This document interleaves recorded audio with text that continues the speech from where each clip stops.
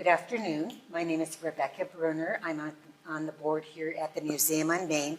And today we have the opportunity to interview Willy Sharp, who is a Pleasanton resident, moved here in what year? What year did you move to Pleasanton? 1969. 1969, so a long-term Pleasanton resident. So, Willie, where were you born? Chickasha, Oklahoma. Oh, wow. Yeah. Okay. And what happened after that? Is that where you grew up? No, I was the last of my family to be born. I had an older sister who passed as an infant, and then I had an older brother. He was 2 years older than me, and at that time in our lives, my dad had better offers in California. He was an automobile mechanic, and so we came out to California. We settled near Fresno in a little town called Dinuba in the Central Valley. And I grew up there, really, and wound up going to college at Fresno State University. And when I was nearing the completion of my college education, Vietnam had started up, and I had two uncles who had served in the Second World War. Both of them were in the Navy, so I thought, if I'm going to get involved in the military, which it looked like there was guaranteed that I would, rather than get drafted into the Army, I would go into the same service that my two uncles had served in. And so I went to a recruiter on the campus at Fresno State, and I applied for and got a program called Aviation Officer Candidate School. Oh, now what year was that? It was in 1965. Okay. Yeah. Okay. I met my future wife there in Fresno. We got married. She was with me throughout my military career and then long after as well. I have 3 daughters. And how long was your military career? It's only 5 years. Okay. Yeah. Well, that's a long time in one's young life. Yeah. Especially I got involved in Vietnam. Okay. You know, it would have gone a lot faster, I think, had I been somewhere else. So when did you go to Vietnam? Yeah, I went there in 1964. Okay. And I was flying in the Navy, and so I had to fly off of aircraft carriers. Okay, so I flew off of the Bonhomme Richard and Ticonderoga, the 2 ships that our squadron was based on, and had 331 combat missions. We were called flak suppressors. We escorted our little bombers in Vietnam, and when the ground unit would shoot at our airplanes, then us as flak suppressors would go down and shoot at them. We carried a really effective weapon called a Zuni rocket. It's a 5-inch diameter rocket. And they refused to go off above ground so that if there's an anti-aircraft site there, the shrapnel would burst and pretty much put it out of commission. So we did a lot of very useful missions doing that, saved a lot of airplanes that way. And I was in, like I said, I did 2 deployments there. That was the maximum you were required to do. Okay, so in 64 and then again in? 65, 66. Okay. Yeah. So then once I got out of the Navy, the airlines were hiring, and so I applied at United and got hired by United Airlines. And I flew until I was age 60. You had to retire at age 60 to be a commercial pilot. So I flew until then, and then I got out of the Navy, and I flew for United Airlines that time. So went until I was 60 years old and retired from that. And here I am now, enjoying so you came to Pleasanton with your family? Correct. In like 1969. When I got hired by United, I was flying out of San Francisco. Okay. And the first year with the airline, you're on what they call a probationary salary. Okay. very low pay for that first year. And so we bought a small house in Hayward, up on the hill in Hayward. Then once that year was up, I got a sizable raise, and we came out here and bought a new house Okay. in Pleasanton Meadows. It's out by 580 out there. And then we were in that house until we moved to a larger house here. I'm now on Rose Lane in Pleasanton. I lost my wife, so it's me now. I got sorry. 3 daughters. Thank you. Yeah. Yeah. Yeah, I sure had a good partner. Well, especially from what I understand with the military, sometimes it's really hard on the wives and the without a doubt. relationships, you know. Absolutely. Especially Yeah. when you're young, you Yeah. know. Yeah. And you were both young at that time when We you sure were. went to Vietnam. Yeah, we met in college. Yeah, I can remember that day. Yeah. I had a friend that I had gone to high school with. He was also going to school in Fresno. And we were sitting out by the snack bar one day, a nice spring day, and we were having Cokes out there, and there's a sidewalk that went by, and a little kind of a iron picket fence there. And as we were sitting, I looked over his shoulder, and 2 women were walking toward us, young women. As we got closer, the sun was kind of from behind at that point, and she was coming toward me, and she looked up, and I saw her, and she saw me. We met each other's eyes, and she had the most enchanting green eyes, and the sun just made them sparkle. And I watched her as she walked by, and she turned and gave me a glance after she had gone by. So the friend I was sitting with, I said, "Do you happen to know that girl?" He said, "No, but I know somebody that I've seen her hanging out with." So through them, I've wound up finding out who she was. And looked her up, and she wasn't going with anyone at the time. So then I asked her out, of course, and that's the there it was. beginning of the story. Oh, that's really sweet. Yeah. Yeah. I was down for the count with that one, I tell you. Yeah. Yeah. Well, that must have been very hard for you then to go to Vietnam. Oh my God, yes. Yeah, it sure was. Left her. And you were married when Yeah. you Yeah. went. So how was your first tour in Vietnam? Terrible. Yeah. Yeah. We were flying off the Willy Sharp. It's a World War II vintage aircraft carrier. The particular model of that carrier is called a 27C for Charlie C. And we were flying off of there. We were over there for 10 months. And our at-sea periods were around 28 to 25 days, somewhere in that. Then we'd come in for a week out of the combat area, spend a week in Subic Bay in the Philippines. Oh, okay. And we'd get our airplanes all fixed up and everything, then go back over. And then I also flew off of the Ticonderoga was the other ship that I flew off of there. It's another World War II vintage. And it must be very difficult to fly off of those and to land back on them, isn't it? Anybody can fly off of them. Oh, okay. Getting back on is the hard part. Okay. Yeah. Why? Well, because you have to catch an arresting cable that's strung across the back of the ship. You have 4 of those strung there. Okay. And then we have visual guidance that we use to fly on the glide slope. So if you do that, really religiously, make sure that you fly that light, that guider, you're going to catch the wire. Like I said, there are 4 of them strung, and if you fly it perfectly, your hook on the back of the ship is going to catch the 3rd wire from the back. That's the one that you're aiming for. Oh, okay. And Why are there 4 then?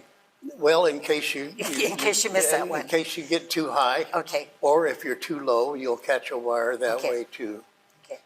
And they have four there just because they've been known to break, Yeah, oh, okay. you know, and sometimes there are only three.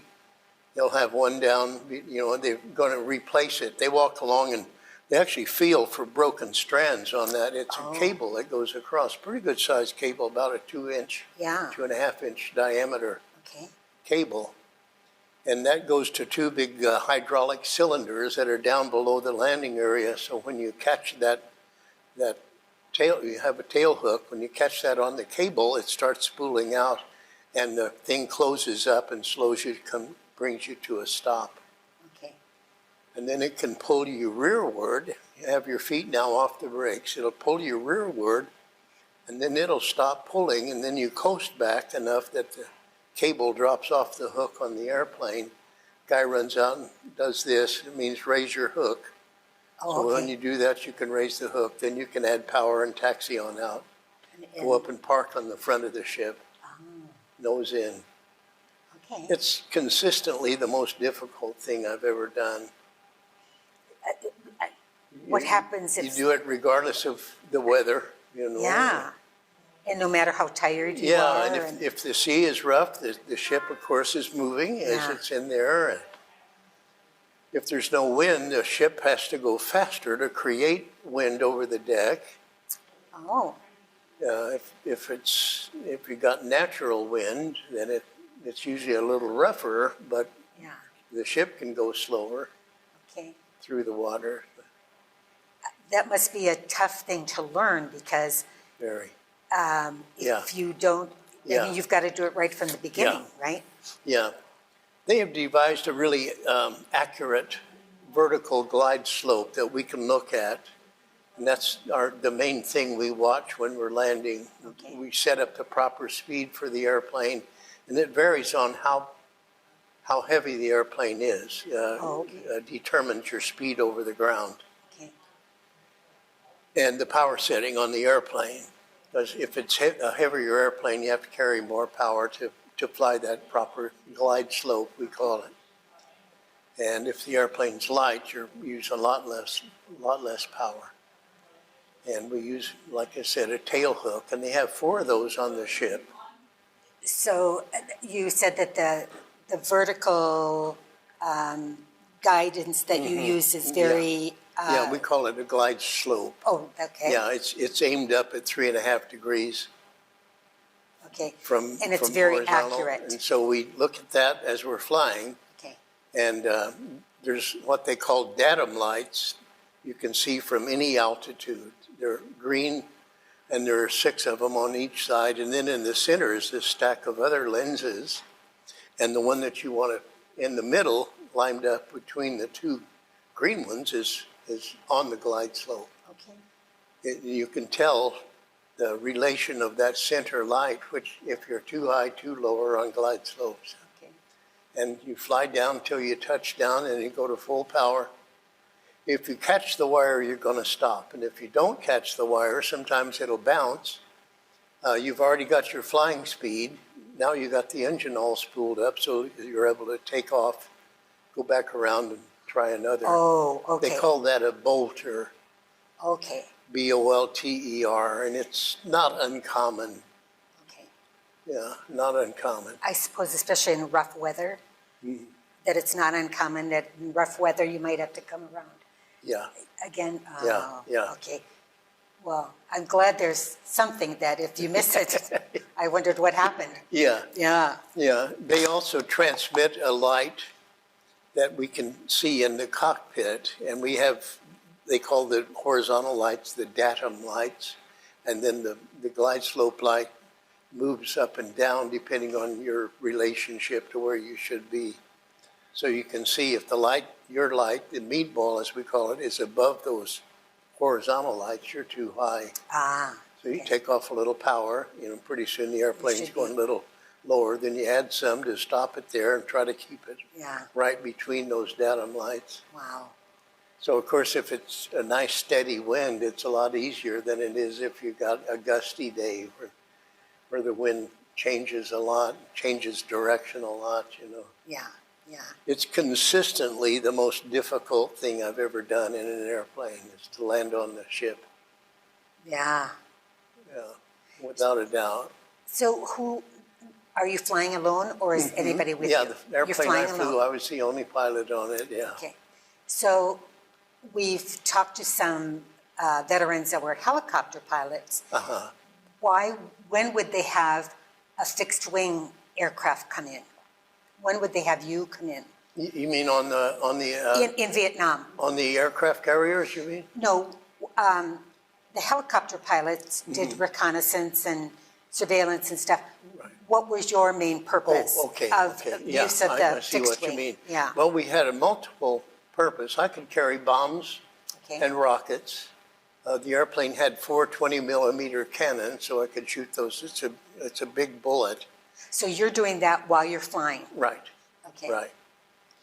Yeah. So and we have a gun sight that we look through to look ahead at the ground and projected onto there is the glide slope. So you can actually look out and see if you're lined up on the runway and then also see if you're on the glide slope. Very clever thing. Okay. It's, like I said, the most consistently difficult thing I ever did was try to do that because on the ship, it's moving. Yeah. You know, it's moving away from you. Yeah. And if there's any heave in the water through which it's traveling, your glide slope does the same thing. So very difficult, very. Okay. They used to use a flagman who stood out there and he had a big flag on both of the, would say if you're high or low, or if you're on speed or on glide slope, or if you're slow, he would do that to ask you to add power. Okay. But once we got the lens system, we didn't need that guy anymore. He still had a job, and that was safety. He was called the landing signal officer, Okay. and he could, that was my collateral duty as it happens, and he could allow you to land or not land, or he could, you're in communication, you see, you're a little fast, or you're a little slow, you know, get some power on it, pick it up. So you had help Okay. from below, and then we had a visual glide slope apparatus that we could look at too to see if we're higher or low or on glide slope too. Okay. Okay. But really, the most consistently difficult thing I did in the Navy was land on the ship. That. Yeah. Yeah. Easy taking off. We had a catapult on there, so Oh. you'd taxi forward with the engine running. The guy would guide you up there and then tell you to hold your brakes. This was the signal for that, so you hold your brakes. And they hook up a shuttle with a cable that hooks up into the bottom of the airplane. Then he would ease you forward like this until you were caught by that cable. Then he says, keep your feet off the brakes. So you do that. And then he looks and makes sure there's nobody in the way because now you're going to launch. And if it's clear ahead, he gives you this, which means, you know, run your engine up. So we run it to full power. We're being held by that. Oh, by that. That apparatus that's Okay. back there. And then you look over and make sure your engine is running well. You don't have any warning lights or stuff like that. And if it's okay, usually we would flash our landing light to let them know that we're good. And then he would turn around and tap the deck twice and point, and a guy on the side of the ship would fire that catapult when they, boom, and then up and airborne. That fast. That fast. Yeah, from nothing to flying speed. Wow. Yeah, it's a real thrill. Yeah. Yeah, it really was. Wow. And so your unit did how many missions? 331. Wow. In how many years? I was in for 5 years. And the 331 were just about evenly divided between the two ships that I was deployed on. I had 160 landings on each of those airplanes, thereabout, approximately 331 total. And then my collateral duty, when I wasn't flying, was to stand on the back. I could talk to the airplanes as they're landing, and I had a button that I carried, And if I thought they were dangerous and they couldn't land, I could hit that, and you get what they call wave-off lights, these big red lights that start flashing. So they're required to add power and go around it. Try it again. Set up for another one. It's Okay. a very difficult thing to do, to land on a ship like that. And Yeah. especially if you're already shook up from getting shot at, or maybe your airplane is damaged or something like that. You know, Yeah. it really takes concentration. Did your ship ever get damaged? The ship didn't, but my mean, your airplane. airplane? Yeah. Your Yeah, I airplane got shot down. Oh, Yeah. which the first On the first deployment. deployment? Yeah. Oh. Yeah. What happened? November the 18th, 1965. It was a big day. I was a flak suppressor, they called it. We escorted the little A4 Skyhawk, and they carried the bombs. And we were there to shoot at anti-aircraft sites that might shoot at our bombers. Okay. And I got hit. I was escorting the A4 Skyhawk is a little bomber that we had. I was escorting 4 of those. And as we approached it was up in North Vietnam, as we crossed over the coastline, there was a cloud layer, so you couldn't see exactly where the beach was, but we knew, using other gadgets that we have on the airplane, about where we wanted to go. And I went ahead of my bomb group, so if they started shooting, I would already be there before the bomber group got there, and then I could shoot at them to hopefully, stop them from Stop them shooting from- at our airplanes. okay. So I went up there and did that, and we had a rule that you only go at one target one time. You don't stay around, because now they've got a chance to really zero in on you. And Oh, okay. so I went up. I saw where the thing was. They were a flight of 4 ahead of us, and they were just leaving the target. And I heard one guy say, "Watch out for that flak side. It's just 5 northeast of the target. We're going at a bridge." And so I was there to protect the little bombers. So I flew ahead. Sure enough, I saw where it was. And so I put the nose down, made a run, and we were shooting these rockets. And I shot 4 of them at the thing. They refused to go off above the ground 1,000 feet, spread shrapnel. And it worked. And then we also had a rule, you only hit one target one time.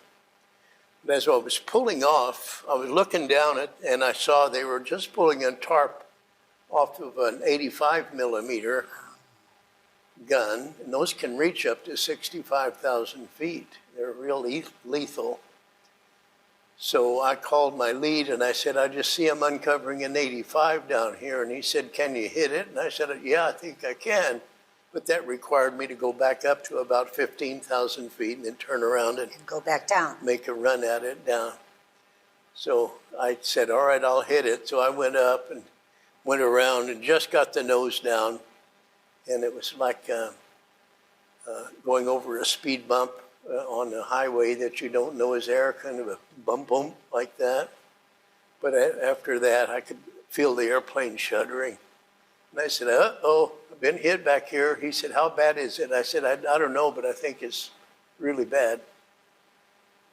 So I already had the nose down. I fired all the rest of what I had then, and pulling off, got hit again by a smaller caliber weapon, came through the side of the fuselage, hit me in my right calf. I had a bone scrape on my shin, on my left shin, punctured the canopy, and so now I turned and was climbing out. And I said, "I've been hit back here." The guy said, "How bad is it?"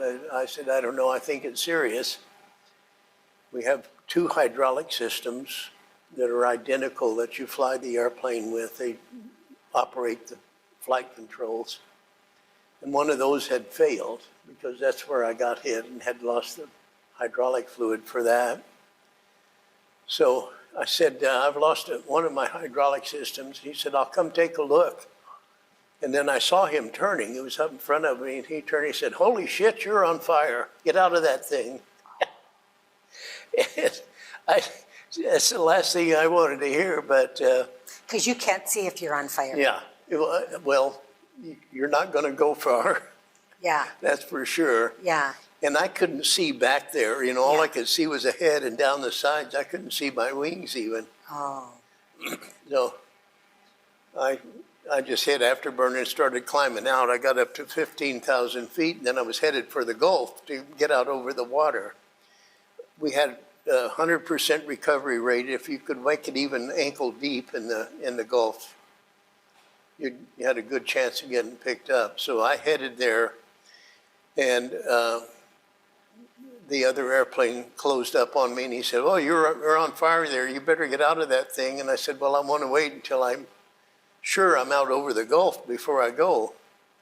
So he said, "Well, if it gets any worse, I'll have to tell you to eject." So I said, "Okay, that's up to you." So I had a chance to lower my seat, tighten up all my harnesses, put my visor down, and you have like a bail handle up here that you eject with.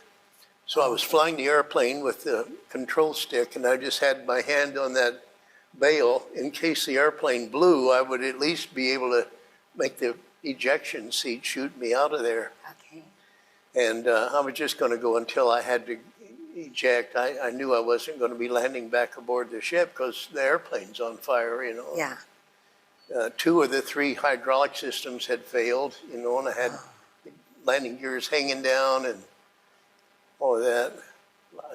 During that flight, the system that operates the landing gear, nose wheel steering, and speed brakes had failed.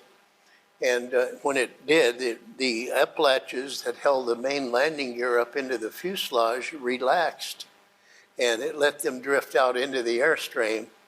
The right one separated from the airplane, but the left one was still hanging down. So now instead of going in a normal trim flight, I'm in a skid like this because of the drag on the left side of the airplane. And finally, one of the guys flying there said, "Those flames are getting worse. You got to get out of there. Hurry! Don't wait." So I just let go of the control stick and ejected. And ordinarily, you pull a canvas cover over your face to protect you from the wind blast, like a rocket pack in the back of the seat shoots, and you go up the canopy rails, and then out into the airstream. Oh, yeah, and I And bet that's... it fires off a weighted slug, which pulls out the parachute itself, out of your parachute pack. Okay. And when it did that, I was in a skid because one wheel was hanging down and the other one wasn't. So instead of encountering the wind straight on, it was coming from the side, and it caught my left arm. Once I cleared the canopy rail, blew my arm back so violently I thought I'd lost it. I really thought, God, I'm going to bleed to death before I get to the water. Not that I was pessimistic or anything. No. So then the parachute opened, and everything stabilized, and I looked and I still got my arm here. I can barely move my hand even, but I still had the my arm, yeah. which is good news. And all the other guys on the flight, there was another airplane like I flew, the F-8 Crusader, and then the 6 little bombers. So they're going by me as I'm descending down toward the water, going by me, giving me the finger. And I was trying to give them the finger back, but I was afraid they didn't see it. Yeah. But anyway, I figure I'm okay. I'm fine. They know where I am. I survived that part of it, and went down to this cloud layer. And when I came out of the clouds, I expected to see water below me. Well, I was just about straddling the coastline. I'd barely made it to the coastline. So when I saw that, I let go and I started pulling down on the parachute. And you can shape it a little bit by doing that, and it'll drift around. You can guide it left, right, or even forward, or slow its descent back. So I did that, trying to slow it up some and guide it. And they were flying by me, like I said, rocking their wings and giving me the finger.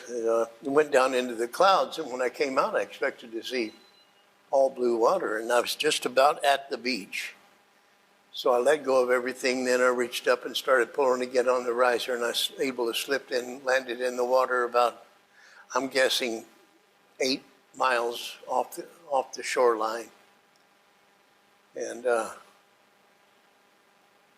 was near a bunch of the North Vietnamese fishing boats, and they were fishing for pilots that got shot down.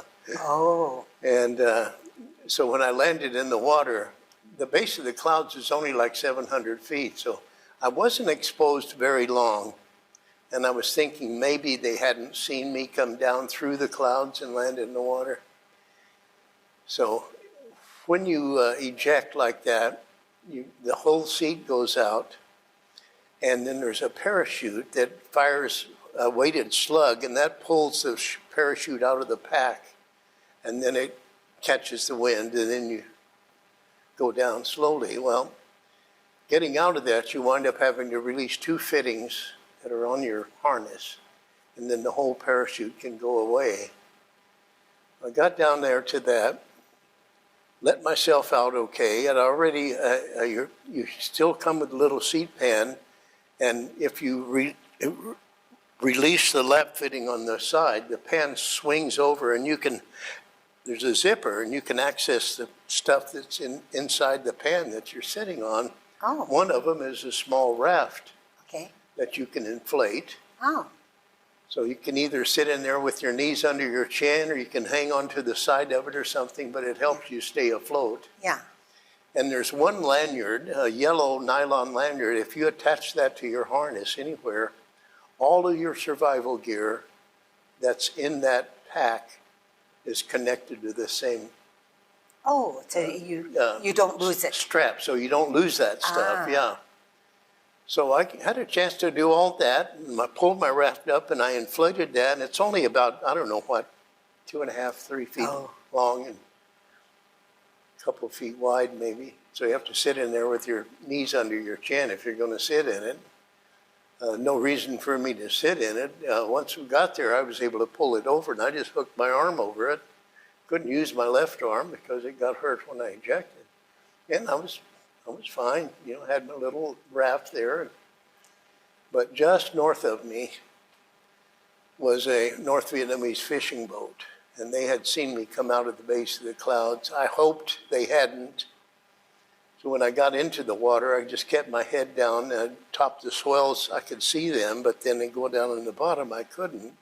I thought maybe they didn't see me. But after a couple of those undulations, I looked, and now he's turned and coming toward me, so there's no place to hide. You're busted. He shot 3 times near me, and he's yelling and pointing. And then they had a net thrown over the side of their fishing boat. I knew he wanted me to get on there. So I pushed myself over. I still had the raft attached to my harness, and I started trying to climb up over that, using that net, and I had trouble. I couldn't use my left arm, so it was slow, and I tangled my feet up in the damn netting, and he was getting more and more impatient. I got my upper body over the railing on the boat. He swung and hit me with a rifle butt, broke my nose, and knocked 2 teeth in. I almost passed out, but I didn't. So I rolled onto the deck then and stood up and lifted my left arm over my head to surrender. Nothing I can do. I'm caught. The guy came and took the .38 caliber revolver that the Navy issues us, and he went back over and kind of crouched down. So now I'm facing the guy with the AK-47. Looking over his shoulder, I saw one of our A-1 Sky Raiders. It's a propeller-driven Korean War vintage airplane. Carry a lot of ammunition. They can stay airborne a long time. I saw one of those approaching so low, his prop was almost hitting the wave tops as he's coming toward us, and fast. And they don't see him? He doesn't know it. He's coming from behind him. And, so I'm looking at the guy with the gun, and then behind him, I see this A-1 is coming toward us. So all of a sudden, here he is, and you can hear the roar of the engine go by, and they feel the prop wash, and the guy with that AK-47 just collapsed. He went down hard like he thought something was going to blow up. I'll go back now to before we left on this deployment. My wife and the other wives and girlfriends of the pilots went to a meeting with our executive officer. We're going to be gone for 10 or 12 months. You know, so they're going to be single, or they're going to be single with a child, you know, with an infant or whatever, our families, and we're not going to be there to help them, you know. Right. So he told them, you know, who you can call if your baby gets sick, all of that kind of stuff. And just before they broke up the meeting, he said, oh, one more thing. He said, Navy issues us a .38 caliber revolver, and he said, we carry tracer ammunition in that. It's excellent if you're down at night and they're looking for you. You can shoot that, and so we know where you are.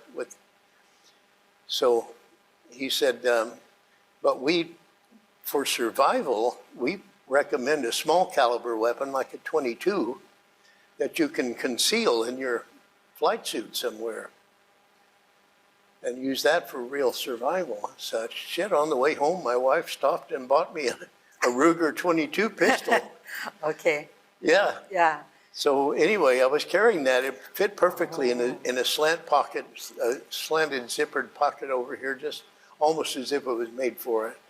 That's where I carried that. And then I carried my .38 revolver that the Navy issued us on a holster around my waist. So they could see that. They could see that. Took And that so from the you. other guy came while I had my hands up, came and took that .38 and went back over and crouched down.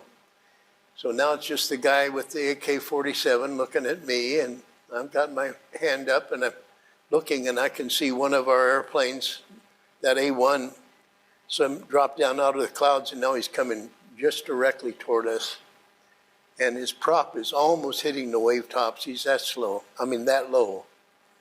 And as fast as it'll go, all of a sudden, here he is. He went roaring over. And you could feel the prop wash and smell the exhaust of the airplane. He was low enough. When he did that, the guy with the AK-47 went down hard onto the deck like he thought it was going to blow up, which gave me an opportunity to reach up and unzip my pocket and take the .22 out. He looked, I guess my motion caught his attention. He looked and saw me holding this pistol, and he turned and looked like he had seen me throw that. Oh, the .38. The .38. Yeah.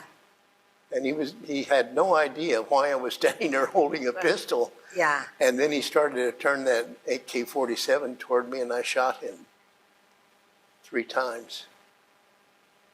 How about the guy with the .38? You shot him? When I shot his friend, I shot him 3 times. I hit him above his right eye twice and once under his chin. When I shot him, the guy that had taken the .38 points it at me and pulled the trigger. What he didn't know was some guys were showing us how fast they could quick draw and accidentally fired off a round. So it became policy to only carry 4 rounds in that 6-shot revolver. Okay. So the one under the hammer is empty, and the next chamber, when you pull the trigger, it goes to an empty chamber. Then after that, you got 4 shots. So when I shot his friend, he raised the .38 up and pulled the trigger, and of course it didn't fire. So he just dropped it, and he turned. Figuring it was unloaded. Turned and jumped in the water. So here I stand, you know, I've killed this guy, and he's now disarmed and in the water. And I've still got that yellow lanyard, and what's left of my parachute and raft are bouncing against the side of the boat, so I just turned and jumped back in the water. In the meantime, an airplane, HU-16 Albatross, had flown up from Da Nang. It's an Air Force propeller airplane that can land in the water. And he flew over and saw me back in the water, and he dropped a smoke light in the water to mark the spot. And I started pushing in with my raft and pushed over there. And pretty soon a helicopter from a light cruiser called the USS Gridley arrived. I could see him coming. And so I started waving. And as he approached, he had a loudspeaker that says, "Clear your raft, swim clear of your raft." So I unhooked the lanyard and pushed the raft away, and his helicopter came up and hovered and put a horse collar harness, dropped that down, and I was able to get my arm through it, lock it down. He lifted me up and onto the helicopter. He turned and took me back, went back to a ship called the Gridley, a light cruiser, dropped me off there. That was the nearest surface ship of ours. And then he dropped me off and went and get a doctor who was on another aircraft carrier up there, and brought the doctor back to the Gridley. In the meantime, while he was going to get the doctor, they stripped me down, gave me a shower and washed me down, and I had wounds. I had a wound in my right calf and got hit in the left shoulder.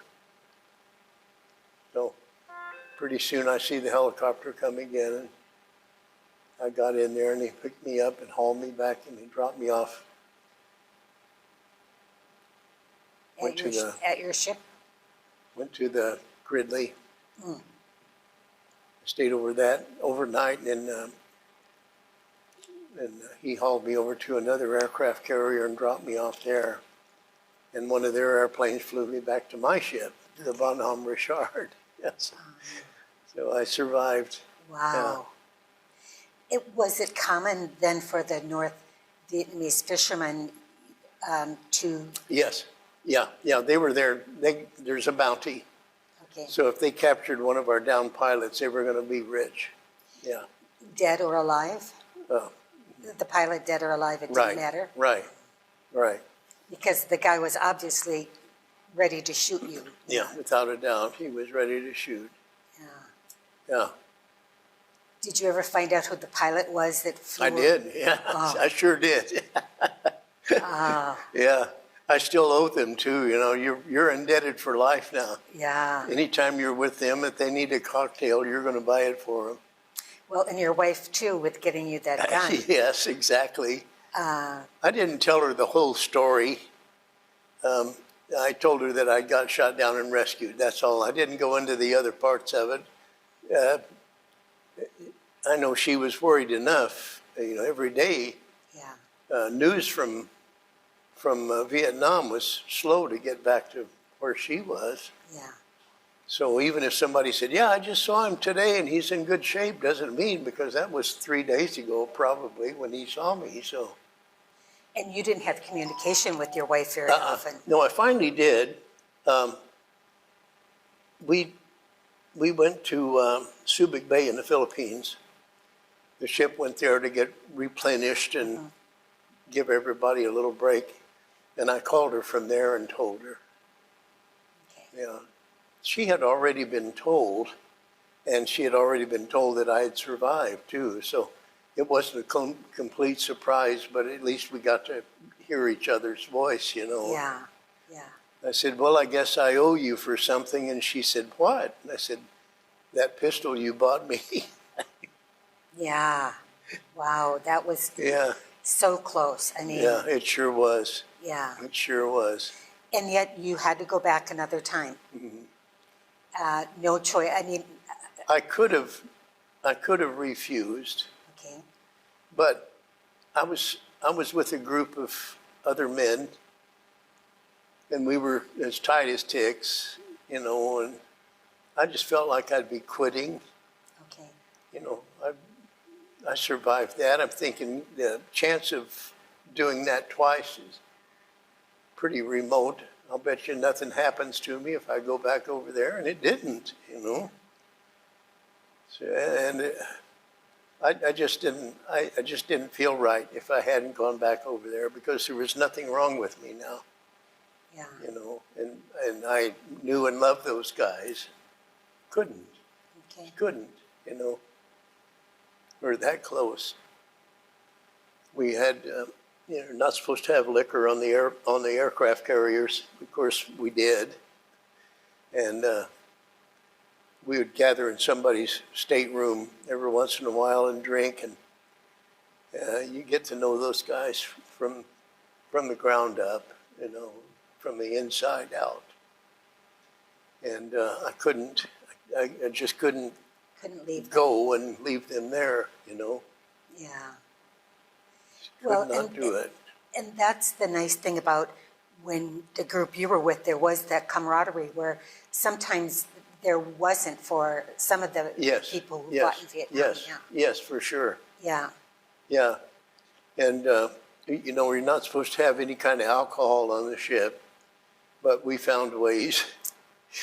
Men always do, right? I'll give you a quick little excerpt from Okay. something else that took place. Our executive officer got shot down and killed, unfortunately, and they sent a new guy out. His name was Dean Aldern, Aldern, and he was our new executive officer. And of course, we knew nothing about him. He's a complete stranger to us, and so he had a meeting in our ready room, and the commanding officer of our squadron introduced him. Guys, this is Dean Aldern. I've flown with him in training. I said, I've known him for a long time. He's a hell of a good pilot, and he's going to fit right in. I know you guys give him any help you can, and he'll get along fine, blah, blah, blah. So now Commander Aldern stands up and says, hi, guys, I've heard some good things about your squadron. If I'm going to go to one, I'm sure proud I got to come to this one. So if you see me doing anything wrong, for God's sakes, tell me. Said, you're more experienced than I am right now, so I'm here to learn. So, we're thinking, it sounds like a pretty nice guy. So, you're not supposed to have alcohol in the Navy ships. Of course, we found ways. Yes. Anyway, so a couple of days later, I was sitting down in my room. I had a nice reel-to-reel tape recorder playing music, and had my feet up. I was smoking then, having a cigarette, and I was having a little glass of scotch. I had a bottle of scotch in there, sipping that, and the only thing getting into our space was just a curtain, kind of a flimsy metal wall there. And so here's this knock on the wall, and I just leaned around to see who it was. Shit, it was a new XO. I said, oh, dear God, hang on, XO, just a minute. I put the bottle down, moved the chair on top of it so he couldn't see it. Yeah, come on in, XO. So he came in. Well, I'm just out trying to meet the guys in the squadron. So, tell me about yourself. Are you married? Do you have kids? Blah, blah. Where are you from? Where'd you go to college? All this stuff. We're getting along famously, I thought. So now it's time for him to go away now. We're friends. Yes. And so he's kind of hemming and hawing. And I said, is there anything else, XO? And he said, well, I might as well get right down to it. He said, I've been told you guys have alcohol here. And I said, I'm not going to lie to you, XO. We do have. I said, but I hope you haven't detected any deterioration in our abilities or, oh, no. He says, I'm not accusing you of that. I just trying to get to know everybody. Now there's this long, what they call a pregnant pause. And then he says, what kind of alcohol do you have? So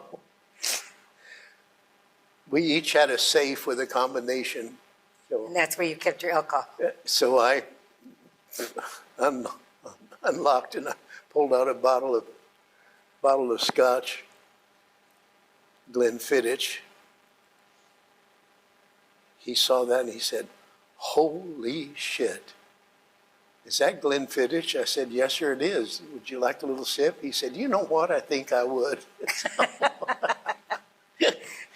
So I got him a little glass, poured him a little squirt like that in the thing and slid it over there. And he looked at that, said, God, that smells good. Do you ever notice how good this smells? And I said, yeah, I agree with you. So down she goes. Then he put it down, and then he sort of slid it back over toward me. And I said, you think you could take one more of those? He said, yeah, please, thanks. He was in there for almost 4 hours, and when it was time for him to go back to his room, two of my friends Had to walk him. were under each arm.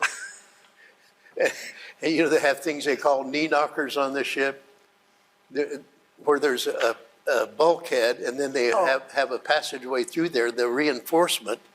We call them knee knockers because Okay. it's easy to hit your shin as Yes. you're stepping through. Poor guy. We're dragging him, he had one arm over one guy and one arm over the other. Get to those knee knockers and you could just hear it go bonk, drag him up, drag his legs over to the next one. Oh, Oh, dear God. Turned out to be a wonderful man. good, Yeah, yeah. good. And he didn't survive that. Oh, he didn't either, huh? Yeah. And it must have been hard to lose friends. Yeah. Yeah, boy.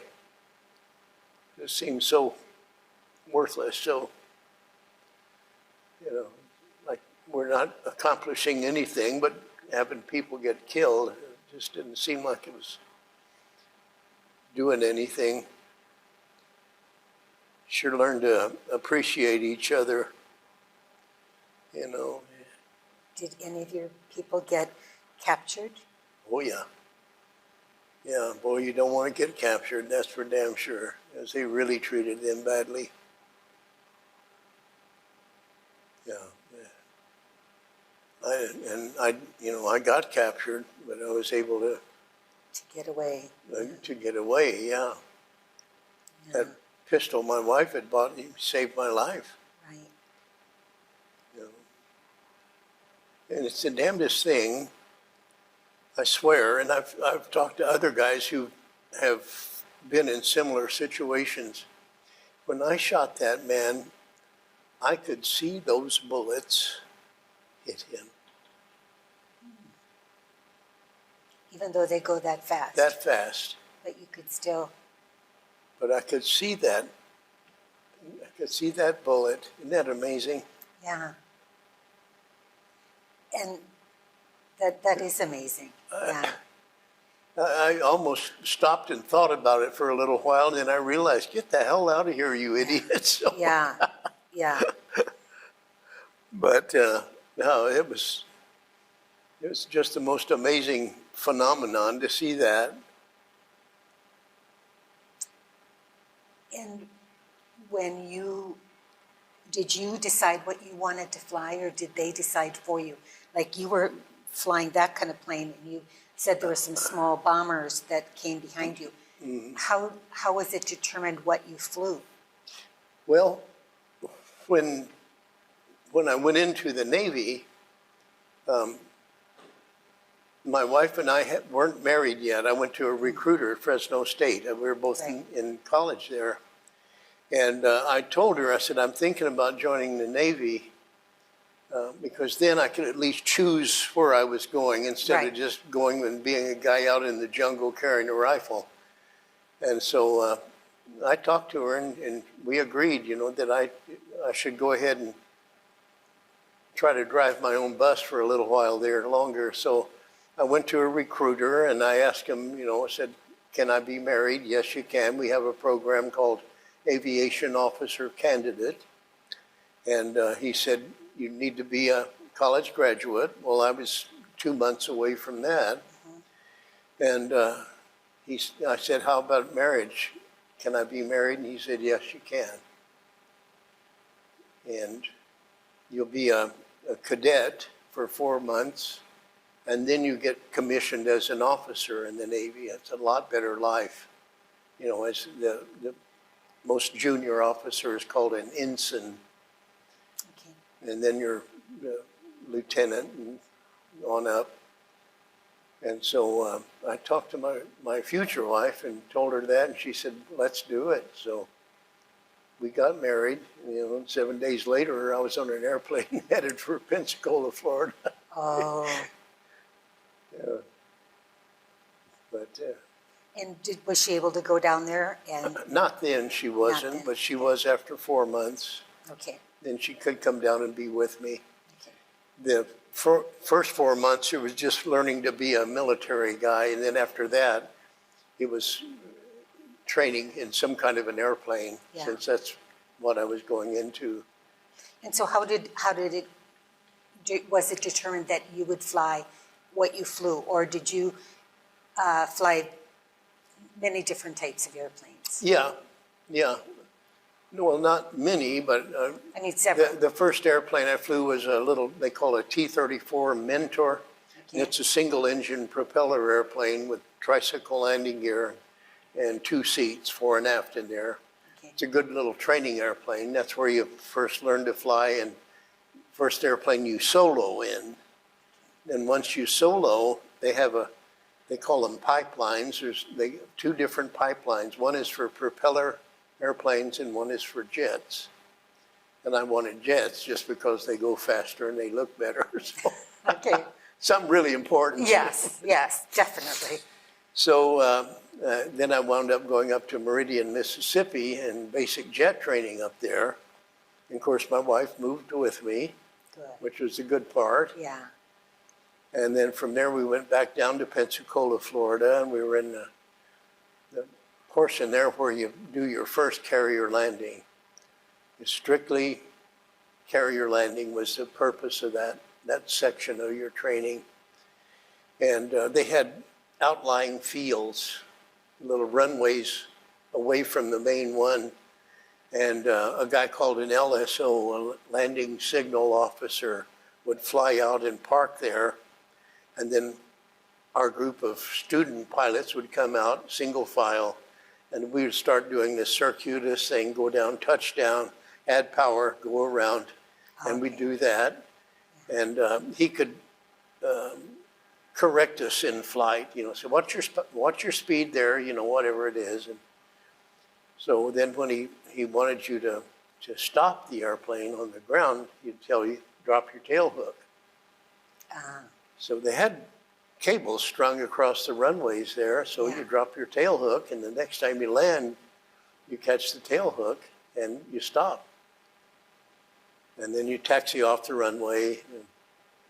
So that way you could practice that before you got on the aircraft carrier. Yeah. Usually there are maybe 4 of us out there doing the same stage. So it was excellent training. I mean, you're convinced that you're going to be able to do this. And that was just a small propeller airplane, and then we went into jets, and jets are a lot easier to fly, I thought, than propeller airplanes. Okay. They go faster. I like that part of it too. So. Yeah, and then in advanced training, you do all kinds of air-to-air combat and shoot at targets on the ground and things like that. Then you got your wings, and then you go off and join your squadron, your active duty squadron. Yeah. So no wonder you guys are close, because you've been working together for quite a while. Yeah. And the squadrons, they're usually around 15 pilots in each squadron. And we had 2 fighter squadrons, we had 3 attack squadrons, and then a kind of a utility squadron that flew different propeller airplanes for supplying the ship and such as that. And I was in a fighter squadron, which I considered the elite of the group. So some guys didn't want to be fighter pilots. They were it's the most dangerous. most dangerous. Yeah. I got, well, as you know, I got shot. Got shot down. Yeah. So, Well. But I never regretted which direction I went. Okay. Maybe at the time it was happening. Yeah, I was regretting it. How do you feel when you came back from Vietnam? How did people treat you? Because you came back then, and your last one was over in the 60s. Yeah. 63, 4, 5, in that space. Yeah. Well, we lived in an area in San Diego where there were lots of Navy people. Yeah. So we weren't really badly treated there as such. Okay. But I heard stories of people getting talked down to or insulted or whatever because they were in the war. but it was just something that we were doing. And I didn't pay any attention to that really. I Good. just wanted to do what I did and get it over with, you know. Yeah. We had a baby while I was in there. She was only 5 days old when I left on my first deployment. Oh, Yeah. that would My be poor hard. little wife. Because, brand new mother. yeah. You know, but fortunately her mom and my mom lived relatively close. Her mom was closer than mine from her. And while we were gone, my wife went up and stayed with her mother and stepfather. And so she had help with the baby and all. Good. Because communication was very poor Oh, in Vietnam. yeah. Yeah. My husband was in Vietnam, and they just would get Yep. the overseas phone call, is that Right, what you right, call it? right. But it's like once every few months or, Exactly, yeah. Yeah. Yeah, so communication was tardy at best, Right. you know. So, you know, but she hung in there. Really proud of her for that. How would you describe your years of service? Do you feel it was, well, just how would you describe your years of service to the country? Was it a positive or negative or Positive. positive? Yeah. I learned a very valuable skill. It provided me with my career, Right. you know. And if you're going to be a pilot, you might as well do it as best you can. And I thought, you know, I had two uncles that were in the service. They were both enlisted men in the Second World War that I admired so much. They weren't pilots, but so I tended toward the Navy because of that. And I fell in love with it. My God, I for a while I couldn't think of anything but flying. It was just such an amazing new experience that I was having, you know. And Yeah. and I turned out what I thought was a really good pilot.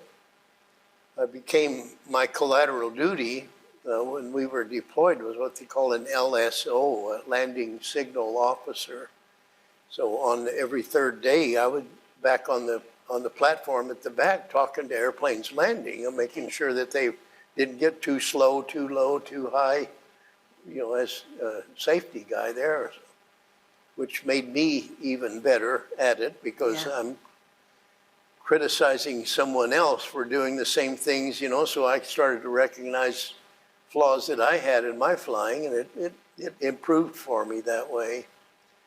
I got to meet everybody in the air group. So at one point or another, they all had to land an airplane on there, and I was the guy who went down after they landed and say, well, you were a little high at the start, you're a little fast in the middle, but you got the speed down, you caught the 3-wire, and, you know, and you get to know all these other guys, they know you, and you feel like you're daily performing a valuable task there too, you know, keeping them safe.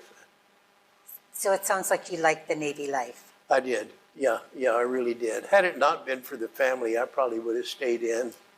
But it's no life for my wife. Yeah, no life for my wife. Or your children. And children, exactly. Yeah. So, But it provided me with a skill that I was able to exploit. you had a good life after that. Yes, for sure. United So I Airlines. got to fly, you know, commercial pilot for 40 years. Yeah. So I got to see all over the world. I got shot down, captured, escaped, rescued. Yeah. I did get captured. Yeah. We talked about that, I think, on the North Vietnamese fishing I was boats. fortunate to have survived that. You were. The capture. Yeah. but it sure made life a little sweeter, Yes, it does. you know. Yeah, I'm sure. yeah, Yeah. yeah, for sure. Yeah. Well, thank you ever so much. This has been very interesting. Oh, thank you. Yeah, and thank you for your service, and I'm so glad you survived that. Thank you. Yeah, it sounds like a movie plot, right? I know, doesn't it? Yeah. though? Yeah. Yeah. Yeah. Did you have trouble with that later, thinking about those things that had happened? Yeah. Oh, Yeah. because you hadn't talked about it much, or? Right. Oh, Yeah. My wife finally said, "You got to talk to somebody." yeah. I said, "I'll get over it." No, I want you to talk to somebody. Yeah. Well, and many veterans say the same thing, that Yeah. Yes. they had Yeah. to do things that they wouldn't Right. normally do Right. in real life. Yeah. Yeah. I was very, very fortunate. I survived that. I got my scars, and it taught me a valuable skill that I used for the rest of my life Yeah. until I retired. Yeah. You know, Yeah. it was a marvelous experience. I loved flying. I loved it so very much. Just felt like that was my element. Yeah. You know, Wow.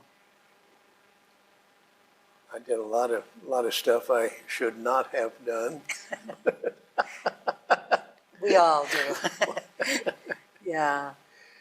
But it really was a marvelous experience. And then, of course, it taught me a skill that I used the rest of my career, flying airplanes. And, provided us with a good way of life, good experiences. Met some really wonderful people and got to see all of the world. And Not many people can say that. that's right. Yeah, that's right. We had a good policy with United as far as employees getting to ride, so Yeah. we took advantage of that as much Good. as we could. Good. So I took my wife with me on lots of trips. We had my mom was close enough she could watch our daughters while my wife was gone. Good. So she probably came over, visited with me, I don't know, maybe 5 times, half dozen times. Well, you were in Vietnam? No, this is after I was with United Oh, okay, Airlines. okay. Yeah, Yeah. yeah. I was going to say I didn't. No, Vietnam, Yeah. I didn't want any more of that. Yeah. I was really lucky, You were lucky. really lucky. Well, thank you ever so much, Oh, Willie. you're welcome. Really, this has Oh, been very nice. thank and you. Thank you so much on behalf of the museum and on behalf of the United States for all your service that you did. Very Yeah. sweet. Yeah. Yeah. Well, thank you. Okay.